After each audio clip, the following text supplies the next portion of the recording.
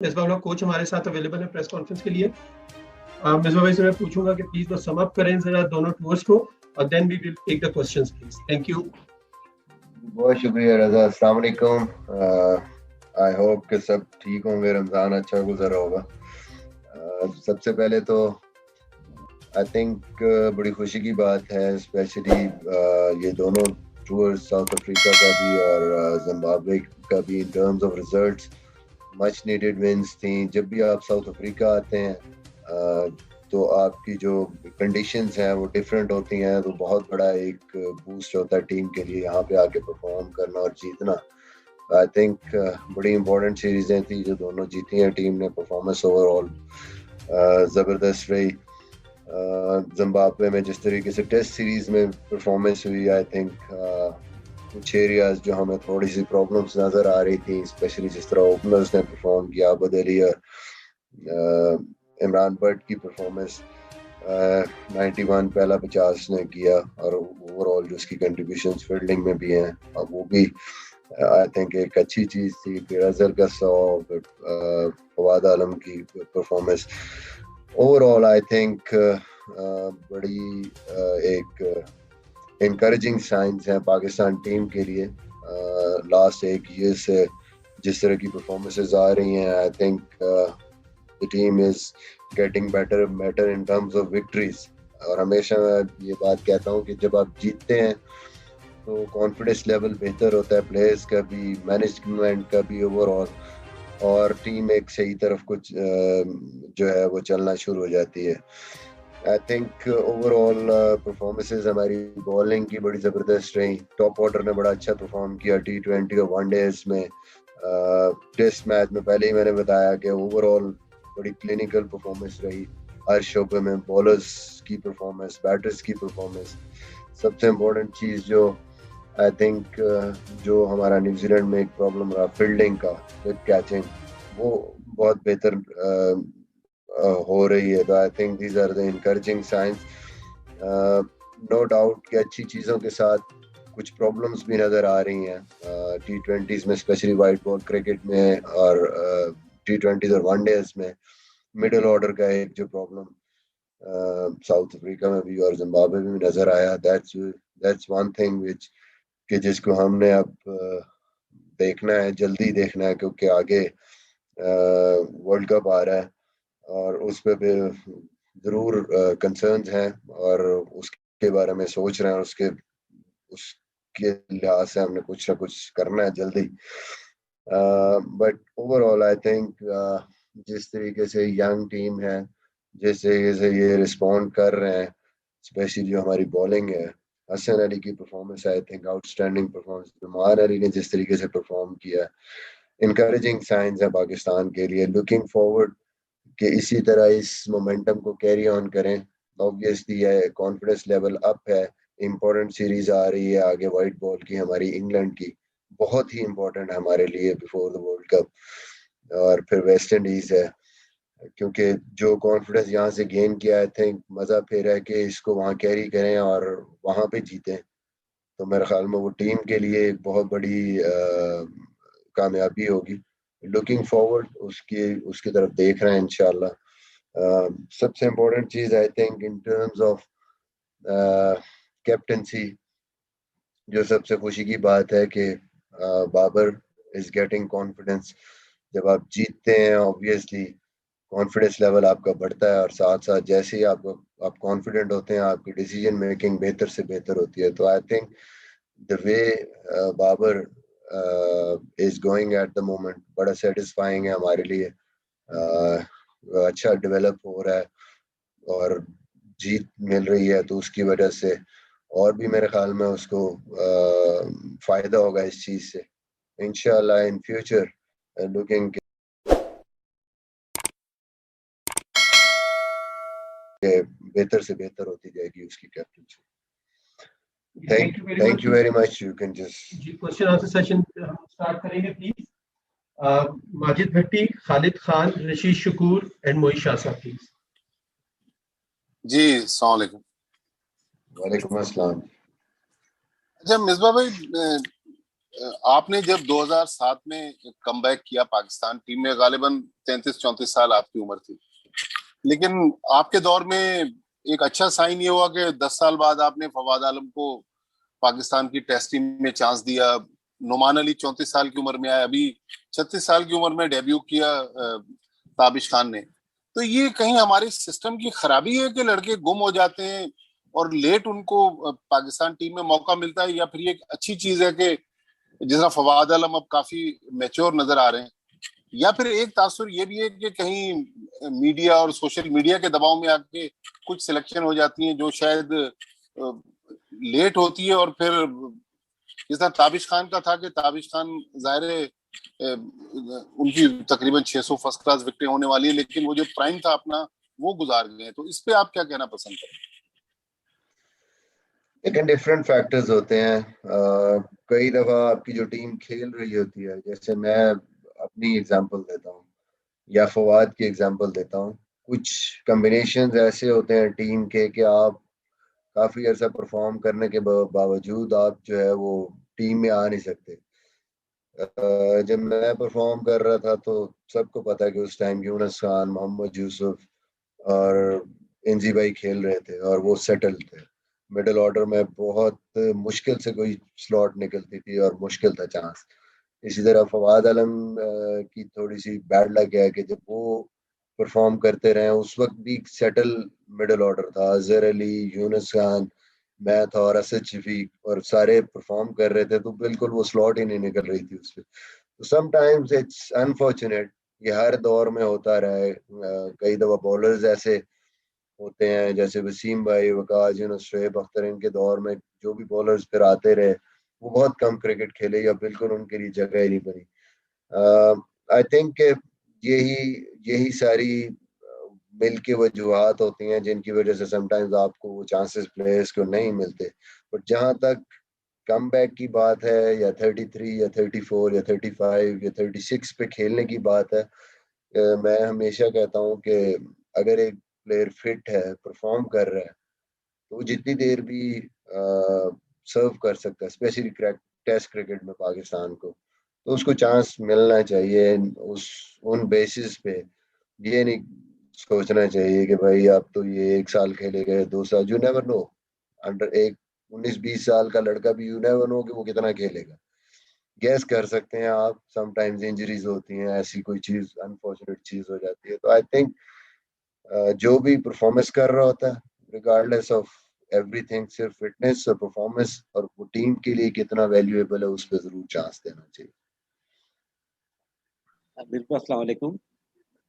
जी वालेकुम अस्सलाम। बिल्कुल, मेरा सवाल आपसे ये है कि बीइंग द हेड कोच, मैं आपकी साइकी जानना चाहता हूँ कि जिस तरह पेंडेमिक के दौरान क्रिकेट हुई है, माशाल्लाह पाकिस्तान ने 34 इंटरनेशनल में हिस्सा लिया, 9 टेस्ट, 6 ओडीआई, 19 T20, 6 सीरीज जीते लगातार माशाल्लाह से। तो as a head coach personally आपके अपने पॉइंट ऑफ व्यू से ओवरऑल पूरे कैसे आप उसको समराइज करते हो, आप क्या देखते हैं, और ये कितना मुश्किल था इन हालात में लड़कों को मोटिवेट करना, उनसे परफॉर्मेंस लेना, डिस्पाइट नोइंग दैट कि कुछ वेन्यूज जैसे न्यूजीलैंड में तो क्राउड था, बाकी जगह तो क्राउड थे ही नहीं, तो बिहाइंड द डोर क्रिकेट हुई है। तो उस पूरे माहौल में किस तरह आपने इन सब लड़कों को एक साथ रखा जेल करके?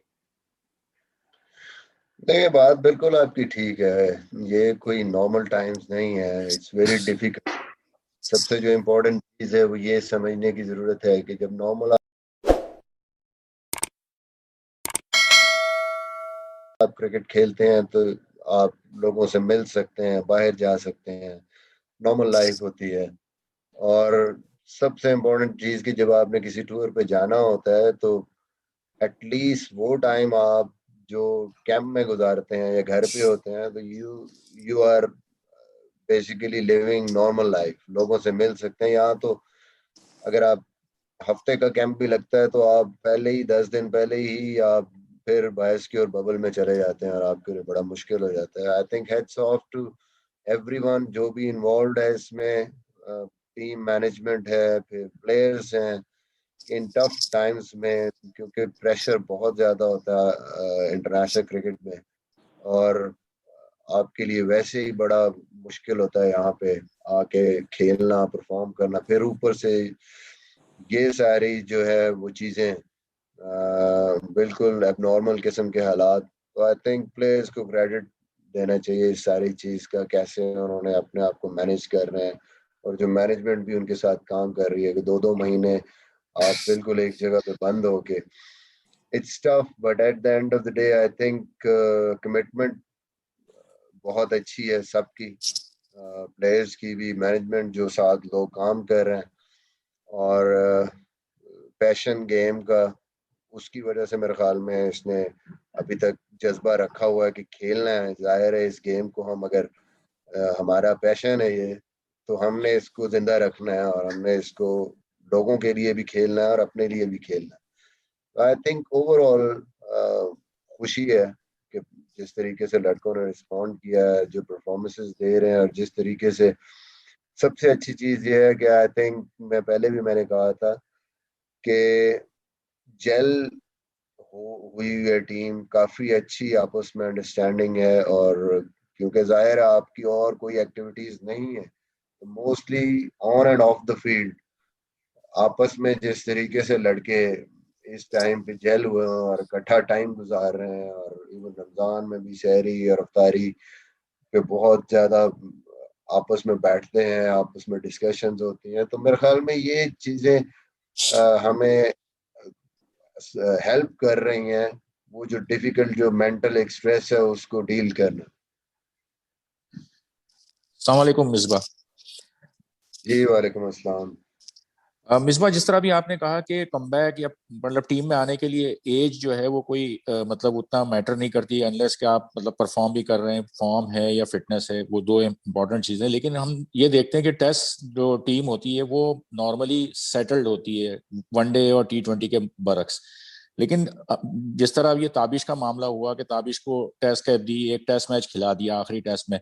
हम फहीम अशरफ की जब बात करते हैं कि कुछ अरसा पहले आप लोग सब यही कह रहे थे कि वो एक ऐसा ब्रिज है जिसने बैलेंस कायम कर दिया है, और उसकी जो परफॉर्मेंस थी न्यूजीलैंड में 91, फिर साउथ अफ्रीका के अगेंस्ट ने 2 बड़े 50 किए, तो फिर एकदम मतलब उसको बिठा के फिर एक ऐसे प्लेयर को मतलब टेस्ट कैप दे देना, तो वो समझ में नहीं आती बात कि एक प्लेयर आपका इतना इंपॉर्टेंट कुछ अरसे पहले तक था, सिर्फ एक टेस्ट मैच मतलब वो अच्छा नहीं खेला पिछला टेस्ट, और फिर आपने कहा कि जी उसको कप्तान कहता है कि उसको रेस्ट करवाया गया है।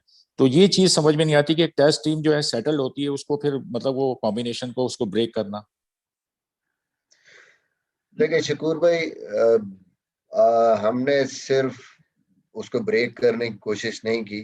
हमने उस टीम को देखा कि हम अपनी स्ट्रेंथ को भी लूज ना करें, और हम अगर किसी को चांस दे सकते हैं जिसने इतनी परफॉर्मेंस की हुई है, विदाउट लूजिंग अवर स्ट्रेंथ, हमने उस चीज को भी रखना है जो हमारी मेन सारी टीम है।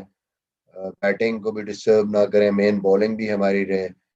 तो उसमें यही नजर हमें थोड़ा सा आया कि ठीक है, फहीम बहुत लंबी क्रिकेट खेलता हुआ आ रहा है, उसने ऑलमोस्ट सारे मैचेस खेले हैं, और वो ये कोई वजह नहीं है कि वो इस मैच की परफॉर्मेंस जल्दी आउट हो गया। तो इस वजह से I think he is a की प्लेयर ऑल 3 फॉर्मेट्स में हमारे लिए गोइंग इनटू द फ्यूचर। तो बस एक मौका था हमारे पास कि अगर डोमेस्टिक में इतनी परफॉर्मेंस किसी ने की हुई है, let's give him a chance, और देखेंगे वो क्या कर सकता है, क्या उसको उसका रिवॉर्ड भी है, और ऑब्वियसली चांस है उसके पास अगर उसने अपने आप को प्रूव करना है।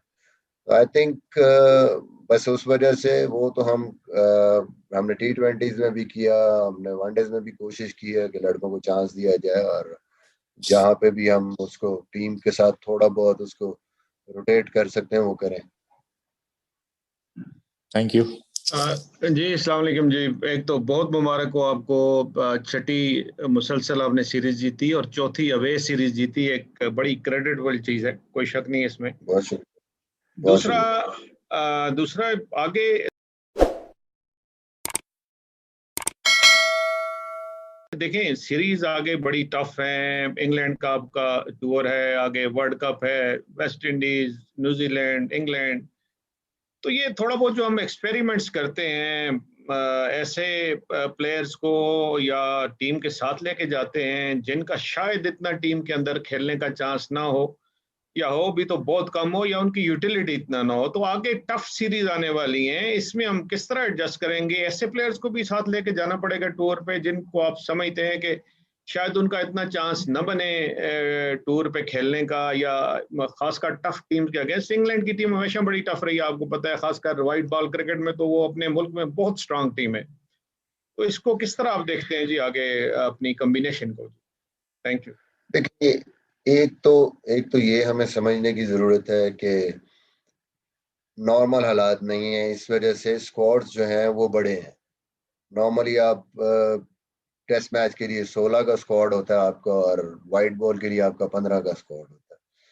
तो इस वजह से भी आपको कुछ प्लेयर ऐसे नजर आते हैं कि जिन्होंने शायद जो इंटरनेशनल क्रिकेट नहीं खेले या डोमेस्टिक के परफॉर्मर हैं, क्योंकि स्क्वाड 20 का या 22 लड़के जाते हैं, तो नॉर्मली आप कोशिश करते हैं कि ओके फ्यूचर प्रोस्पेक्ट्स जो है जिनको हम कहीं आगे कंसिडर कर सकते हैं, उनको थोड़ा एक्सपोजर भी मिलेगा, टीम के साथ होंगे। और एक्स्ट्रा जाहिर है आप, क्योंकि पीछे बायोसिक्योर बबल्स और ये कोविड की वजह से पीछे से आपके प्लेयर नहीं आ सकते, तो इस वजह से आपके पास एक बैकअप होता है, थोड़ा ज्यादा बैकअप होता है नॉर्मल हालात से। तो ये भी रीजन है आपको प्लेयर्स नजर आते हैं। और आई थिंक कि ये क्योंकि जिम्बाब्वे की सीरीज थी साथ साउथ अफ्रीका के, तो थोड़ा सा ये भी जहन में था कि ठीक है जितने प्लेयर्स लेके जा सकते हैं यहाँ पे नए, उनको थोड़ा सा एक्सपोजर मिल जाए।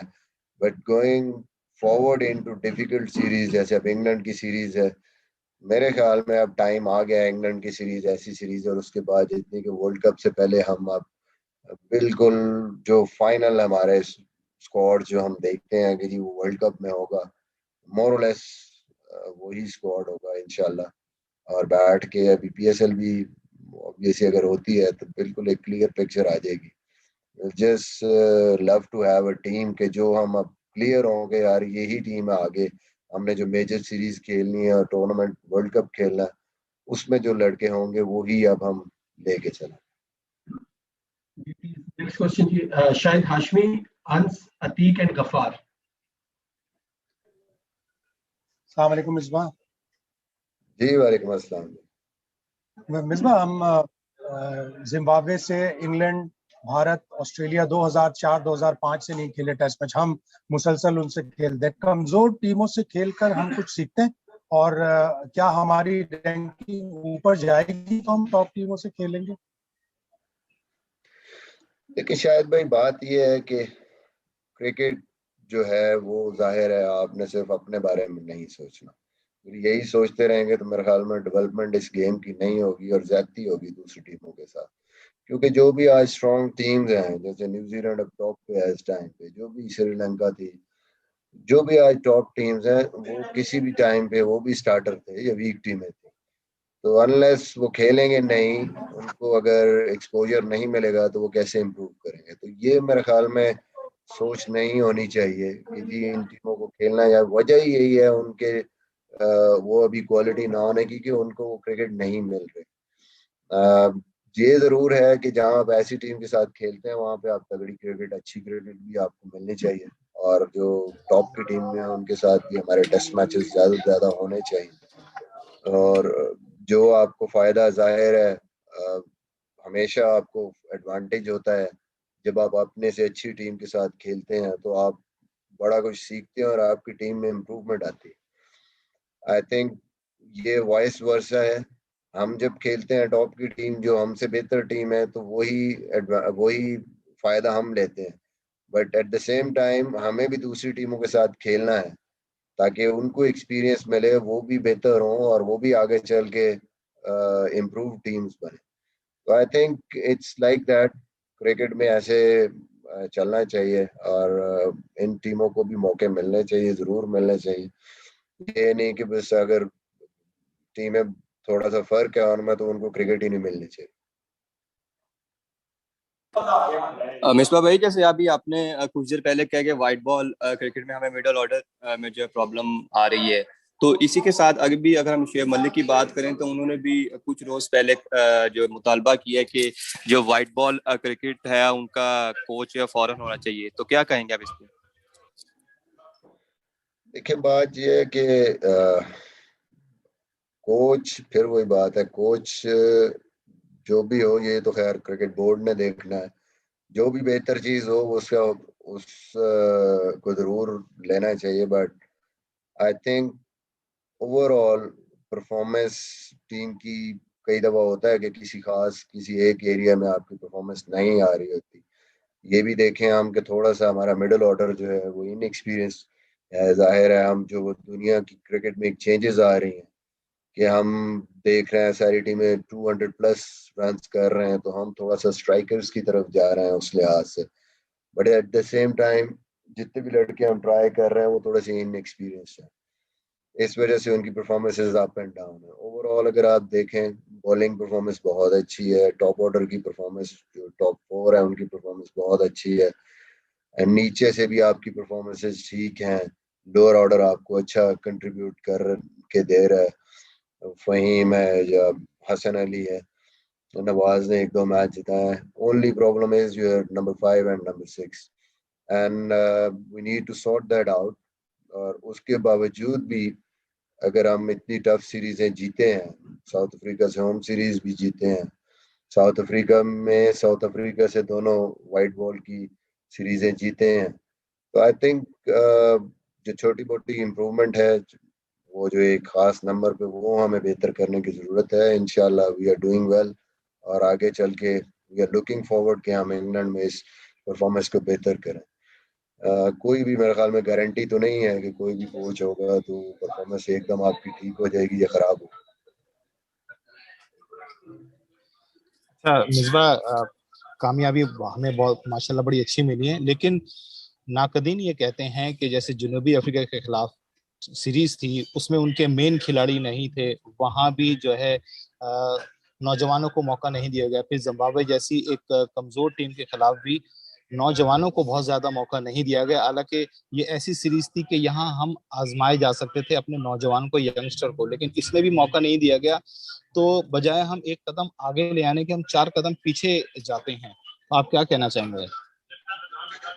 पहले तो कोई नौजवानों की मुझे डेफिनेशन बता दें, वो कितने साल के होते हैं, ताकि मैं क्लियर हो जाऊं कि नौजवान कौन होता है। हमारे मुल्क में शायद लगता है कि 15-16 साल के नौजवान होता है, उसके बाद शायद वो 20 के बाद बूढ़ा हो जाता है। मुझे बताएं, इस टीम में तो पहले ही सारे नए प्लेयर हैं, पुराना प्लेयर कौन सा है इस टीम में? मतलब हमारा हमारा ये होता है कि जो एक सीरीज खेल जाता है वो पुराना हो जाता है, वो नौजवान नहीं रहता, तो उसको बिठा दें। जैसे टेस्ट मैचेस में बातें हो रही हैं कि 10 टेस्ट मैच नहीं है जिस प्लेयर्स के, उसको रेस्ट करा के तो नए को डेब्यू करा। मतलब है कि ये for the sake of argument, for the sake of opinion, अगर हम ऐसी चीजें करेंगे। अजहर अली और बाबर आजम, अजहर अली के 80 प्लस टेस्ट, बाबर आजम के 33, उसके बाद किसी के 20 टेस्ट नहीं है, और मोस्टली के 10 टेस्ट नहीं, और स्टिल वी वांट कि जी और ज्यादा नए खिला दो। तो ये मेरे ख्याल में ये सिर्फ एक नारा लगा हुआ है, ऐसी कोई बात नहीं है। आपके नौजवान खेल रहे हैं, आपकी टीम में पहले ही आपका कप्तान भी कोई इतना ज्यादा, कितनी एज है उसकी, अभी रिजवान अभी आया है, तो मोस्टली तो आपके प्लेयर सारे नए हैं। तो let's just settle down this team, इनको कंटिन्यूसली चांसेस मिले, जहाँ इक्का दुक्का आपको चांसेस, जहाँ पे जरूरत है। उस्मान कादिर खेला है अभी, यहाँ पे अरशद खेला है, तो आई थिंक लोगों को चांसेस मिल रहे हैं। आप ये नहीं कर सकते कि इकट्ठे आप 4-5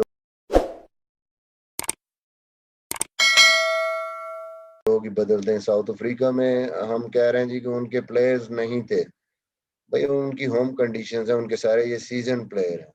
जितने भी प्लेयर उनके खेले हैं, जो रिप्लेसमेंट्स हैं, वो मिलान खेला है, उसकी 50 से ऊपर की एवरेज है, उसने 100 ऑस्ट्रेलिया के खिलाफ किया हुआ। जो क्लासन उनका कप्तान था, उसने परफॉर्मेंसेस की हैं पीछे सीरीज में। अनफॉर्चुनेटली उनके मेन प्लेयरों की वजह से उनको नहीं चांस मिल रहे थे, उनकी 50 से ऊपर ऊपर की एवरेज है। फिर जो उनके बाकी भी प्लेयर्स हैं, उन्होंने जितने भी चांसेस उन्होंने परफॉर्म किया हुआ है, तो आई थिंक अपनी कंडीशंस में दे वर अ स्ट्रांग टीम। और दूसरी बात ये है कि जी आप अपनी स्ट्रेंथ पे पूरी पे खेलते हैं, आपको क्या जरूरत है? अगर उनके प्लेयर नहीं है तो नहीं है, ये तो उनका मसला है ना। हमने तो अपनी पूरी टीम खिलानी है, हमने टीम बनानी है, वर्ल्ड कप में जाना है, आगे मुश्किल सीरीजें खेलनी है, तो हमने तो कोशिश करें कि हम जीतें और अच्छी से अच्छी टीम खिलाएं। अस्सलाम वालेकुम मिसबा भाई, ऑब्वियसली बहुत अच्छी परफॉर्मेंस टीम की, उस पर आपको और टीम को मुबारकबाद। मेरा सवाल ये है मिसबा भाई कि जब आपने शुरुआत की बतौर कोच तो ऑब्वियसली इंग्लैंड और उसके बाद पहले ऑस्ट्रेलिया का टूर, फिर अभी साउथ अफ्रीका के खिलाफ होम सीरीज से पहले भी जिस तरह की खबरें आई थी कि आपको हटाया जा रहा है या मैनेजमेंट तब्दील हो सकती है, अब इस तरह की जीत के बाद कितना मतलब आप समझते हैं कि सेटल डाउन हुए हैं आप भी बतौर मैनेजमेंट? और जिस तरह की खबरें साउथ अफ्रीका सीरीज से पहले चली थी, क्रिकेट कमेटी का इजलास होना, इवन गैर मुल्की कोचों के नाम भी जो है वो मीडिया में चलना शुरू हो गए थे, ये सूरत हाल आपने कैसे फेस की और आप समझते हैं कि इससे बेहतर सिचुएशन क्रिएट की जा सकती थी? Thank you. देखिए, जिंदगी में बहुत सारी चीजें अनकंट्रोलेबल होते हैं जो आपके हाथ में नहीं होते, और अगर आप अनकंट्रोलेबल्स के बारे में सोचेंगे तो जो कंट्रोलेबल चीजें हैं वो भी आपके हाथ में नहीं रहेंगी। तो इट्स वेरी सिंपल, खेलने के टाइम भी यही था, ये प्रेशर्स उस टाइम भी इसी तरह होते थे।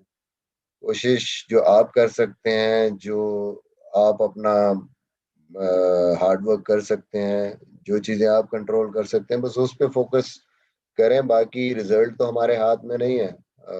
होम सीरीज साउथ अफ्रीका की, कुछ भी हो सकता था, हम हार भी सकते थे, बट क्या कर सकते हैं, रिजल्ट्स तो आपके हाथ में नहीं है। आप अपनी मेहनत कर सकते हैं और फिर रिजल्ट्स अल्लाह देने वाला है। वो सीरीज अल्लाह का शुक्र है बेहतर हुई, फिर यहाँ पे सीरीज आके बेहतर हुई है, रिजल्ट्स तो कुछ भी हो सकते हैं। आई थिंक क्रिकेट ने यही सिखाया है खेलते वक्त भी कि इन चीजों के बारे में सोचने की जरूरत नहीं है। आप जो बेहतर कर सकते हो, आपके हाथ में जो है वो करें, बाकी अल्लाह पे छोड़ दें, जो भी रिजल्ट आए। You please next Badi, Ali Hassan, Ehtisham and Arsalan.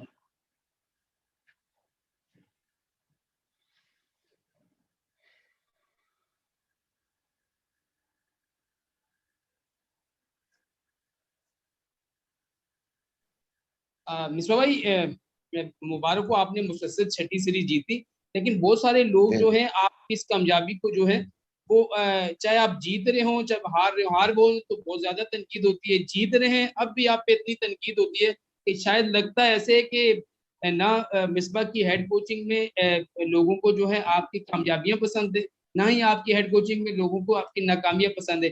क्या टीम से उनको मसला है या मिसबा अलग से मसला है? क्योंकि तो मिसबा अलग तो हम देख रहे हैं कि चाहे प्रैक्टिस हो, कैंप हो, टीम के साथ हो, हमेशा जान मार रहे होते, लेकिन मुझे लग रहा है बहुत सारे लोगों से आपको मसला है, बहुत सारे लोगों को आपसे मसला है, शायद वो आपको चाहते हैं कि टीम के साथ आप ना हो।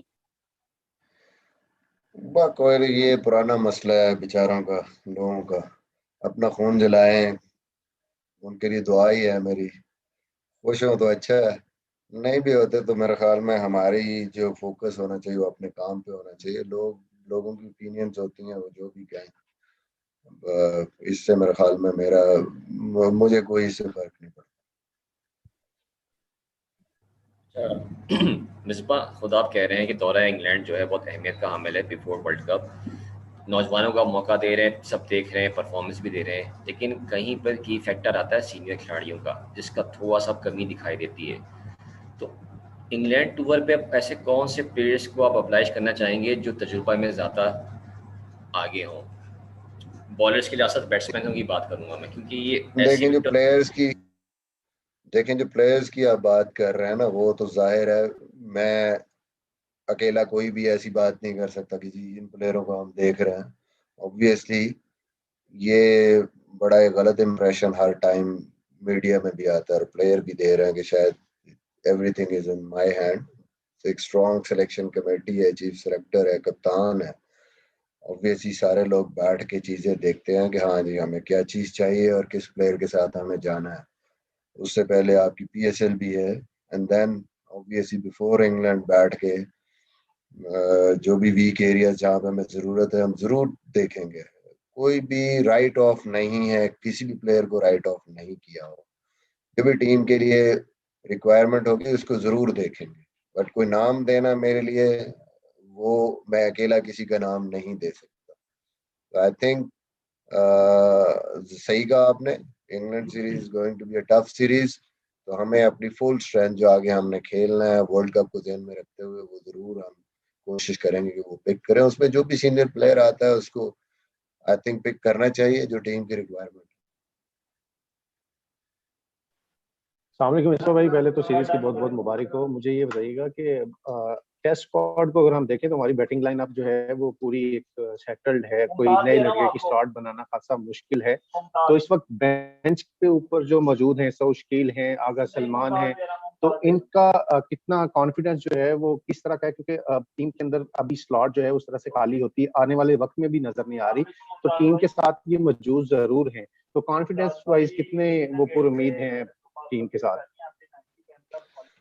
जी, मेरे ख्याल में ये टॉप परफॉर्मर्स हैं। सऊद बड़े अरसे से परफॉर्म कर रहा है और काफी सीजन से हो गया कंसिस्टेंटली। उसकी जो एवरेज है वनडे क्रिकेट में भी लिस्टे में और फिर फोरडे क्रिकेट में बहुत जबरदस्त उसकी परफॉर्मेंसेस हैं। आई थिंक मैं ये बिलीव करता हूँ कि जब भी जरूरत पड़ेगी टीम को, स्पेशली वो टॉप ऑर्डर में खेलता है और नंबर 3 पे खेलता है मोस्टली, तो जब भी जरूरत पड़ेगी तो आई थिंक जो भी एक्सपोजर उसको मिल रहा है और जो परफॉर्मेंसेस हैं, ही इज रेडी। कोई ऐसी बात नहीं है कि हमें लगता है, जाहिर है वो इंटरनेशनल क्रिकेट में आके आपको थोड़ा सा टाइम लगता है, बट ओवरऑल आई थिंक वो परफॉर्मेंस जिस तरह कर रहा है, जिस तरह खेल रहा है, तो हम कहीं पे भी हमें जरूरत पड़ेगी तो वो खेलेगा। इसी तरह आगा भी है, आई थिंक मिडिल ऑर्डर में अच्छा बैट्समैन है, उसने प्रीवियस के 2 सीजनों से बड़ी जबरदस्त परफॉर्मेंसेस दी हैं। वो इसीलिए टीम के साथ है कि इमीडिएट रिप्लेसमेंट्स हैं वो। और जहाँ तक बात है कि अभी नहीं खेले, तो वो हमें समझना चाहिए कि ओवरऑल हमारा स्क्वाड काफी इनएक्सपीरियंस है। जितने भी प्लेयर खेल रहे हैं उनकी को बहुत ज्यादा क्रिकेट वो नहीं खेले, और फिर टेस्ट क्रिकेट हम खेलते भी बहुत थोड़ी हैं। तो हमें ये भी देखना है कि जो हमारा मेन टीम इस टाइम खेल रही है उसको भी हमने एक्सपोजर पूरा देना है, उनको भी कॉन्फिडेंस देना है, ताकि वो एक नंबर ऑफ मैचेस खेल के इतना तगड़ा स्क्वाड हो, बाद में कोई भी किसी भी जगह पे अगर एक आधा प्लेयर आए तो हमें कोई खास फर्क ना पड़े। जी अस्सलाम वालेकुम, इस बार मुबारक हो आपको सीरीज जीतने पे।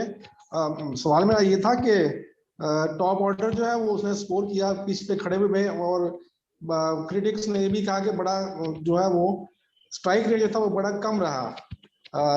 क्या ये उनका इंस्ट्रक्शन खेले थे या उनका अंदर का खौफ था, या मैच प्रैक्टिस के लिए ये सब चल रहा था?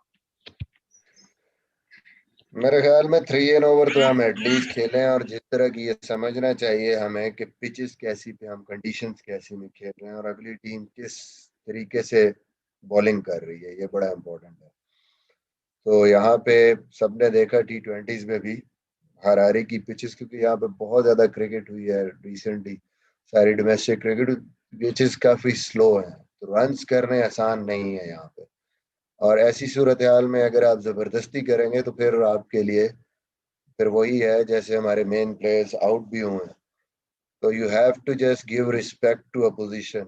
और उनकी बॉलिंग हम जो समझ रहे हैं, शायद जिम्बाब्वे की इनएक्सपीरियंस बैटिंग लाइनअप जरूर है, बट जो उनके बॉलर्स हैं दोनों, स्पेशली जो उनके फास्ट बॉलर हैं या इवन जो स्पिनर भी है, तेरेपानो भी बाद में आता है, बड़ी डिसिप्लिन बॉलिंग करते हैं। और इन कंडीशंस में अगर एक टीम सामने फील्ड रख के डिसिप्लिन बॉलिंग कर रही है तो आपको फिर रिस्पेक्ट देनी होती है टेस्ट क्रिकेट। और ओवरऑल मेरे ख्याल में 3 एंड ओवर ऐसी पिचों पे जब आप खेलते हैं, जैसे हम दुबई में भी खेलते थे, कोई ये बात नहीं है कि ये कम रन रेट है, या ये I think it's a decent run rate according to the team और जो बॉलिंग होगी। Please next, Nadra, Mahmood, Abbas and Akil. अस्सलाम वालेकुम मिसबा। जी वालेकुम अस्सलाम।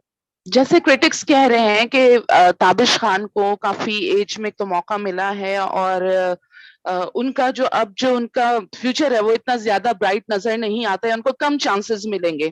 आप बतौर हेड कोच, आपका खुद की ऑब्जर्वेशन क्या है? क्या उनको मजीद मौके मिल सकेंगे या फिर नहीं? देखिए, सिलेक्शन के हवाले से तो मैंने पहले ही कहा ना कि मैं कोई फाइनल वो नहीं हूँ कि मैं यहाँ बैठ के किसी के बारे में कुछ वो करूँ। जहाँ तक 36 साल की एज में चांस की बात है, तो मैं भी 36 साल की एज में कप्तान बना था, और उसके बाद मैं 7 साल खेला। आई थिंक ये जो हम प्री डिटर्मिन्ड या एक परसेप्शन बना लेते हैं किसी की भी कि जी बस जी अब 36-35 का हो गया तो अब तो क्या ये साल खेलेगा, तो ये तो हमारी राय है ना। बाकी ये है कि हमने दाबिश की परफॉर्मेंसेस पे उसको चांस दिया है, ना सी इन फ्यूचर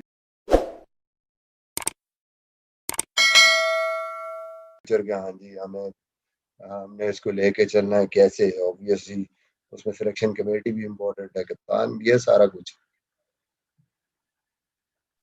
अच्छा मिसबा भाई, मेरा सवाल आपसे ये है कि बाबर आजम को तीनों फॉर्मेट्स के अंदर कप्तान है, अब आपने उनकी बड़ी बगौर परफॉर्मेंस भी देखती है, आप क्या समझते हैं कि उनको इम्प्रूवमेंट की कहाँ पर जरूरत है? यकीनन इम्प्रूवमेंट होगी, आपने बड़ा क्लोजली उनके डिसीजन भी देखे, तो बाबर को मजीद इम्प्रूवमेंट की जरूरत कहाँ पर है? देखिए, बात ये है कि जब आप कप्तान बनते हैं तो सबसे इम्पोर्टेंट चीज ये है कि जैसे जैसे आपको डिफरेंट सिचुएशन से आप गुजरते हैं, जैसे जैसे आपका एक्सपीरियंस बढ़ता जाता है गेम्स का इन द मिडल, वैसे वैसे आपकी टैक्टिक्स बेहतर से बेहतर होती जाती है, क्योंकि आप उन सिचुएशन से over and over again and again गुजरते हैं, तो आपको आइडिया हो जाता है कि इस सिचुएशन में आप कैसे, क्या आपने करना है, कौन सी बेहतर आपकी हिकमत अमली है। आप वक्त के साथ साथ हर मैच के साथ सीखते जाते हैं, बेहतर से बेहतर होते जाते हैं। मेरे ख्याल में यही चीज है। ओवरऑल क्रिकेटिंग सेंस उसकी बहुत अच्छी है।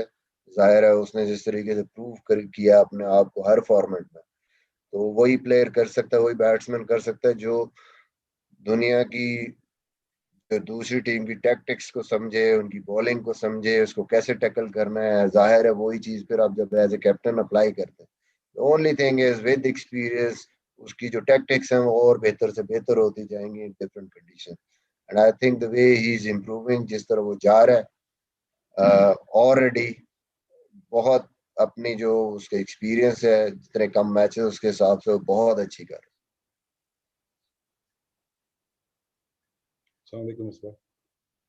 जी वालेकुम अस्सलाम। मिसबा भाई, पूछना ये था कि मिडिल ऑर्डर पे किया वाइट बॉल क्रिकेट में, तो काफी सारे ऐसे प्लेयर्स हैं जो अब टेस्टेड हैं, अगर वो पीएसएल पे फिर परफॉर्म कर देते हैं, एक बार फिर वो रन पे लगा देते हैं, तो फिर कंसीडर करेंगे वर्ल्ड कप के लिए? जी ऑब्वियसली आई थिंक पीएसएल देखने जो जिन नंबर्स पे हमें प्रॉब्लम है, जो हमने इतने ज्यादा प्लेयर्स ट्राई किए हैं, जाहिर है अब वही प्लेयर हैं, मोस्टली सारे प्लेयर्स ही पीछे कोई एक साल में खेले हैं नंबर 5 नंबर 6 पे। आई think it's a good opportunity for them कि हाँ जी वो पीएसएल में परफॉर्म करते हैं and make a strong case for themselves. इन्हीं में से हमने पिक करना, जाहिर है बाहर से तो प्लेयर आने नहीं पाकिस्तान में। लुकिंग फॉरवर्ड, अल्लाह करे जी ये लोग परफॉर्म करें, देन विल सी कि कौन सा प्लेयर हमारे आने वाले जो आगे सीरीज हैं उनकी कंडीशंस को देखते हुए और उस रोल को देखते हुए कौन सा प्लेयर फिट है। थैंक यू जी। कोच कितना रिलीफ फील कर रहे हैं? जाहिर है बैक टू बैक आपने अफ्रीका के खिलाफ भी सीरीज जीत ली, यहाँ पर भी पाकिस्तान में भी होम सीरीज, फिर वहां पर अवे भी, और अब जिम्बाब्वे के खिलाफ भी। तो ये जब आप शिकस्त होती थी तो फिर क्रिकेट कमेटी के चर्चे होते थे, क्रिकेट कमेटी ने तलब भी किया, और अब इस दफा अच्छी परफॉर्मेंस हुई है तो फिर भी क्रिकेट कमेटी का इजलास होना चाहिए ताकि जो खामियां रह गई हैं उसको भी डिस्कस किया जाए, और जो बेहतरी आई है उसमें इम्प्रूवमेंट में मजीद लाने के लिए क्या करना चाहिए, क्योंकि क्रिकेट कमेटी के सारे गुरुज हैं। अकील भाई, आप चाहते हैं कि हमारी ईद भी जो है ना वो क्रिकेट कमेटी के सामने गुजरे?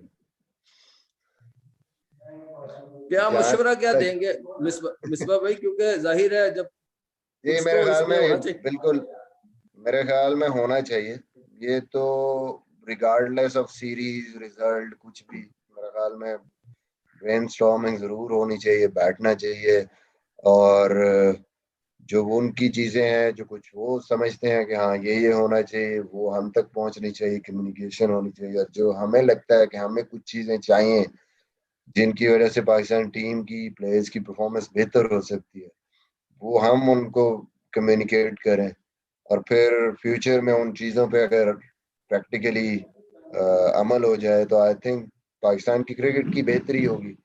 जरूर होना चाहिए, रेगुलर बेसिस पे होना चाहिए, ये किसी सीरीज के रिजल्ट या उन चीज़ों पे नहीं होना चाहिए base. Thank you. Usman please आप क्वेश्चन करिएगा, एंड हाफिज प्लीज।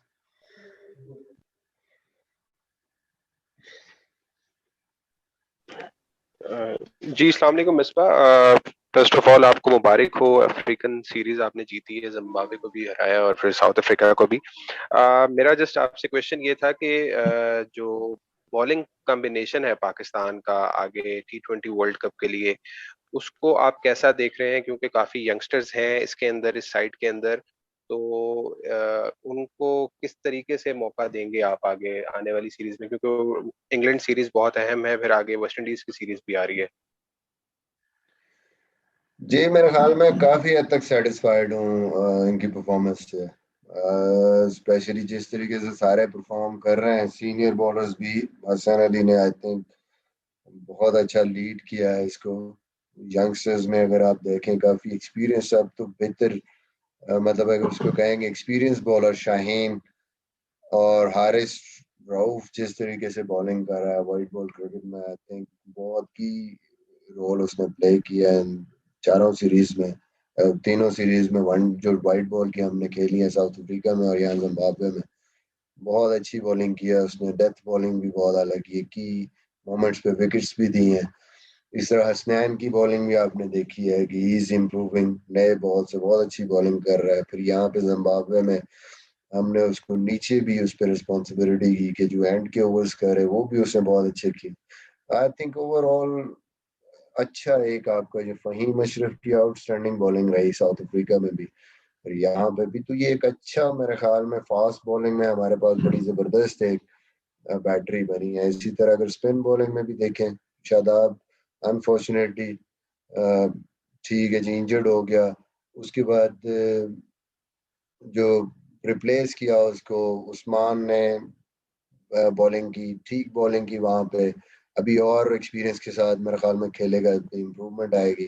बट की रोल अगर आप देखें नवाज का था, उसने बड़ी जबरदस्त बॉलिंग की डिसाइडर में, यहाँ पे साउथ अफ्रीका में वनडे में भी T20 में भी की मोमेंट्स पे विकेट्स भी दी। तो overall I think bowling attack अगर आप देखें तो इन अच्छी कंडीशंस में भी इन्होंने काफी जबरदस्त बॉलिंग किया है। होपफुली कि ये जो और खेलते जाएंगे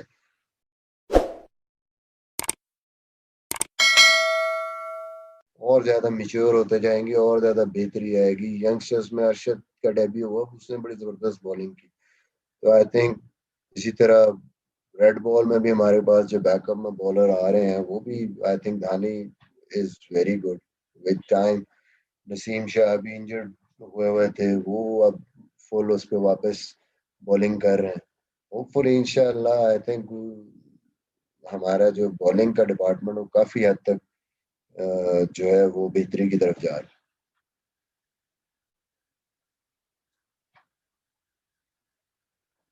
हाफिज आप प्लीज क्वेश्चन करिएगा, आपका माइक म्यूट है।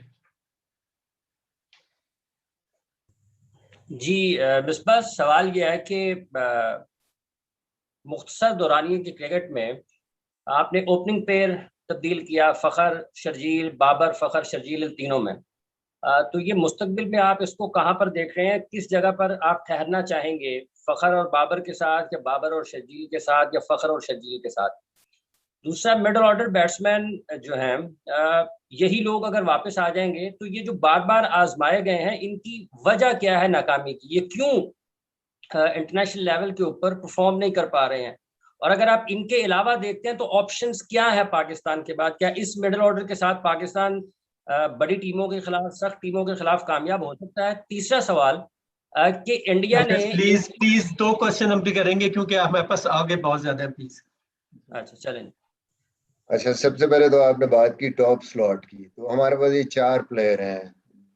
चौथे नंबर पे हमारे हफीज खेल रहे हैं, तो ऊपर के मेरे ख्याल में 4 प्लेयर्स हैं। तो ये टॉप 3 स्लॉट्स में ये लोग खेल रहे हैं और फ्यूचर में भी इन्हीं को देख रहे हैं। उसमें फ़खर है, बाबर है, रिजवान है और शर्जील है। ऑब्वियसली ज़रूरत के मुताबिक आपको कोई इंजरी या अल्लाह ना करे कहीं आपको ज़रूरत पड़ती है, आप उनको यूज़ करते हैं। मिडिल ऑर्डर की जहाँ पे आपने बात की, जितने भी प्लेयर्स थे हमारे जो इन्होंने परफॉर्म किया T20 में, वनडे में, पाकिस्तान में, डोमेस्टिक में या PSL में परफॉर्मेंस, ऑलमोस्ट ये सारे खेले हैं पिछले 1 साल के अरसे में। ये सारे, इन सबको इनफ चांसेस भी मिले हैं। अनफॉर्चुनेटली मैं फिर कहूँगा कि हमारे जितने भी प्लेयर्स हैं, ये यंग प्लेयर्स हैं, इनको अपनी, चाहे T20 क्रिकेट है, इनको अपनी बेसिक्स पे काम करना है, और बेसिक्स पे काम करेंगे फिर अगला स्टेप आएगा आपका। हम पहले ही क्योंकि चले जाते हैं कि जी पावर हिटिंग है, हमने 150-60 के स्ट्राइक रेट पे खेलना है, बट मेरे ख्याल में जब तक हमारी बेस स्ट्रांग नहीं होगी, हमारी बेसिक्स स्ट्रांग नहीं होगी, हमारे लिए कहीं पे भी जाके किसी भी फॉर्मेट में परफॉर्म करना मुश्किल होगा। जैसे फर्ज करें शॉर्ट बॉल को अगर आपने हैंडल करना, चाहे आप 160-70 के स्ट्राइक रेट पर रन किए हो, आप इंटरनेशनल क्रिकेट में आके उसको आपको हैंडल करना, उसके लिए आपकी बेसिक स्ट्रांग होनी चाहिए। This is what we need to work, जो हम काम कर भी रहे हैं।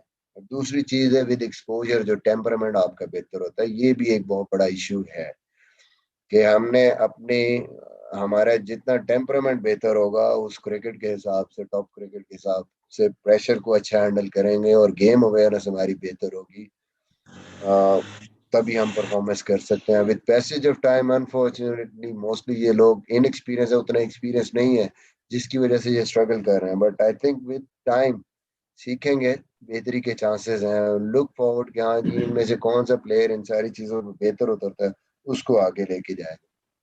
ओके जी, थैंक यू वेरी मच आप सबके ज्वाइन करने का।